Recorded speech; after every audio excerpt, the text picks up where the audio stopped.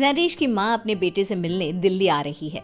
इस बात का पता चलते ही नरेश के दिल में हलचल मच जाती है। नरेश अपनी माँ के स्वागत की तैयारी में लग जाता है। साथ ही उसे डर भी सताने लगता है कि उसकी माँ कहीं अपनी पुरानी जिद पर फिर से बैठ ना जाए। हे भगवान, इस बार बचा लो, अगले साल पक्का माँ की जिद पूरी कर दूंगा। तभी दरवाजे की घंटी बजती है। नरेश दरवाजा खोलता है तो सामने अपने मकान मालिक को देखकर हैरान हो जाता है, क्योंकि उनके साथ एक सुंदर सी लड़की भी थी। नमस्ते अंकल, कुछ काम था, मुझे बुला लेते। आपने क्यों कष्ट किया? अरे नहीं, इसमें कष्ट कैसा, मैं तो बस तुम्हें रीना से मिलवाने आया था। आज से रीना तुम्हारे साथ इसी फ्लैट में रहेगी। अंकल, कोई लड़का फ्लैटमेट नहीं है? एक अनजान लड़की के साथ रहना मेरे लिए थोड़ा अजीब होगा। देखो नरेश, मैं तुम्हें पहले भी बता चुका हूँ कि इस फ्लैट में तुम्हें किसी न किसी के साथ एडजस्ट करना ही होगा, या फिर तुम अकेले पूरे फ्लैट का किराया दे दो, मैं किसी को नहीं रखूंगा। नरेश अपने मकान मालिक की बात सुन के रीना के साथ रहने के लिए तैयार हो जाता है, पर अंदर ही अंदर उसे ये बात खाने लगती है कि वो अपनी माँ को क्या जवाब देगा जब उसकी माँ रीना के बारे में उसे पूछेगी। दिन बीतने लगते हैं। नरेश और रीना अच्छे दोस्त भी बन जाते हैं, पर अभी भी नरेश अपनी प्रॉब्लम का सलूशन नहीं ढूंढ पाता। एक दिन नरेश बहुत परेशान सा बैठा होता है। तभी रीना उसे पूछती है, क्या हुआ नरेश, तुम काफी परेशान लग रहे हो, सब ठीक तो है ना? हाँ, सब ठीक है, बस एक छोटी सी प्रॉब्लम है। वो एक्चुअली 2 दिन बाद मेरी माँ मुझसे मिलने आ रही है। अरे, तो इसमें प्रॉब्लम क्या है? ये तो खुशी की बात है। हाँ रीना, बट मेरी माँ एक जिद लेकर बैठ गई है कि मैं शादी कर लूँ, पर मैं अभी इस चीज़ के लिए तैयार नहीं हूँ। ऊपर से जब वो तुम्हें देखेगी तो 100 सवाल करेगी, क्या जवाब दूंगा? अरे, इसमें कोई टेंशन वाली बात नहीं है। मेरे पास ना इस प्रॉब्लम का सलूशन है, जिससे ना तुम्हें शादी करनी पड़ेगी और ना ही तुम्हारी माँ मेरे बारे में कुछ पूछेंगी। रीना की बात सुनकर नरेश सोच में डूब जाता है। वो सोचता है कि रीना खुले ख्यालों वाली लड़की है, कहीं माँ को सच बता ना दे। नरेश को सोच में डूबा देखकर रीना कहती है, अरे क्या हुआ, किस सोच में पड़ गए? डोंट वरी, जैसा तुम सोच रहे हो ना वैसे कुछ भी नहीं है। मेरे पास एक प्लान है। मैं कुछ समझ नहीं पा रहा हूँ, कैसा प्लान? मैं समझाती हूँ। हम ना एक कॉन्ट्रैक्ट मैरिज कर लेते हैं। फिलहाल मेरे पास जॉब नहीं है, तो तुम इस रूम का किराया दे देना जब तक तुम्हारी माँ यहाँ रहेंगी, सिर्फ तब तक। और तुम अपनी माँ से कह देना कि मैं तुम्हारी पत्नी हूँ, इससे वो मेरे यहाँ रहने पर कोई सवाल भी नहीं करेंगी। अरे बात तुम्हारी ठीक है, पर माँ से झूठ बोलना, ना पापा, मैं ये रिस्क नहीं ले सकता। कोई और आइडिया दो ना तुम। देखो, मंजूर हो तो बोलो, वरना सच बता दो, मुझे कोई प्रॉब्लम नहीं है। रीना की बात सुनकर नरेश सोच में डूब जाता है। बहुत सोचने के बाद जब उसे कोई रास्ता नहीं मिलता तो वो रीना के बताए हुए रास्ते पर चलने के लिए तैयार हो जाता है। वो रीना से बात करता है और अपनी माँ की पसंद और नापसंद के बारे में बताता है। रीना भी नरेश की सभी बातों को ध्यान से सुनती है ताकि कहीं उससे कोई गलती ना हो जाए। आखिर वो दिन भी आ जाता है जब नरेश अपनी माँ को फ्लैट पर लेकर जाता है। जैसे ही नरेश की माँ फ्लैट के अंदर जाती है, रीना उसके पैर छू लेती है।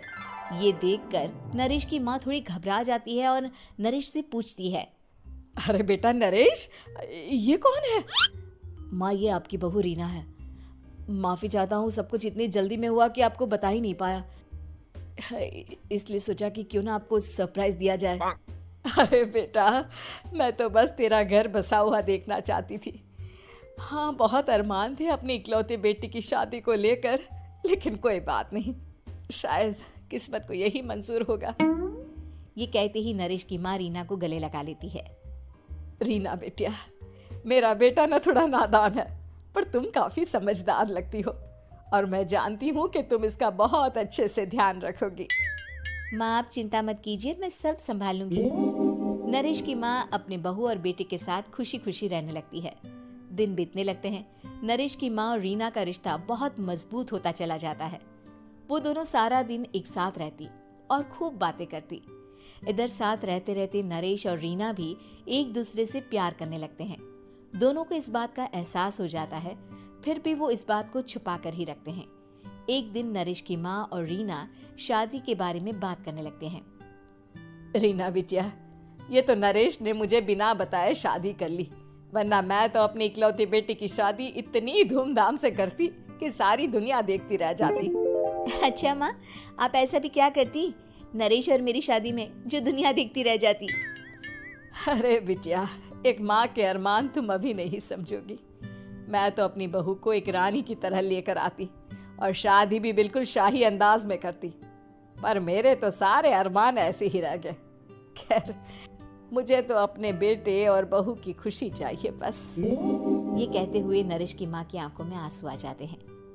रीना भी ये सुनकर ख्यालों में खो जाती है, क्योंकि वो भी मन ही मन खुद को नरेश की पत्नी और उसकी माँ की बहू मानने लगी थी। शाम को जब नरेश ऑफिस से घर आता है तो रीना खुद को रोक नहीं पाती और नरेश के सामने उसकी माँ को अपने और नरेश के रिश्ते का सारा सच बता देती है। रीना की बात सुनकर नरेश की माँ दोनों से बहुत नाराज हो जाती है और घर वापस जाने की बात करने लगती है। तुम दोनों ने मुझसे सच छुपाकर बहुत ठेस पहुंचाई है मुझे। अब तुम लोगों के साथ नहीं रहना चाहती मैं। कल ही वापस चली जाऊंगी अपने घर। माँ, मुझे माफ कर दो। ये सब मैंने रीना के कहने पर ही किया है, वरना मैं भी आपको कभी ठेस पहुंचाने के बारे में सोच भी नहीं सकता। हाँ माँ, हमने ये सिर्फ आपका दिल रखने के लिए किया। प्लीज हम दोनों को माफ कर दीजिए। तुम दोनों ने मेरे अरमानों के साथ खिलवाड़ किया है, और वैसे भी मुझे अपने बेटे के लिए एक अच्छी लड़की ढूंढनी है, इसलिए मेरा यहाँ से जाना ही बेहतर होगा। माँ की ये बात सुनकर रीना खुद को रोक नहीं पाती। माँ, क्या मैं आपके घर की बहू बनने लायक नहीं हूँ? रीना की बात सुनकर नरेश हैरान रह जाता है। नरेश की माँ भी कुछ समझ नहीं पाती। मैं कुछ समझी नहीं, आखिर तुम कहना क्या चाहती हो? माँ, मैं वो नरेश से बहुत प्यार करती हूँ और साथ ही साथ मैं आपको भी अपनी माँ मान बैठी हूँ। आज जब आपकी बातें सुनी तो खुद को रोक नहीं पाई, इसलिए सारा सच आपको बता दिया। रीना की बात सुनकर नरेश की माँ की आंखों में आंसू आ जाते हैं और वो अपने बेटे नरेश और रीना को गले लगा लेती है।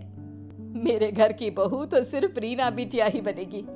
मैं आज ही तुम दोनों की शादी की तारीख निकलवा दूंगी, बस एक बार तुम्हारे घर वाले मान जाए।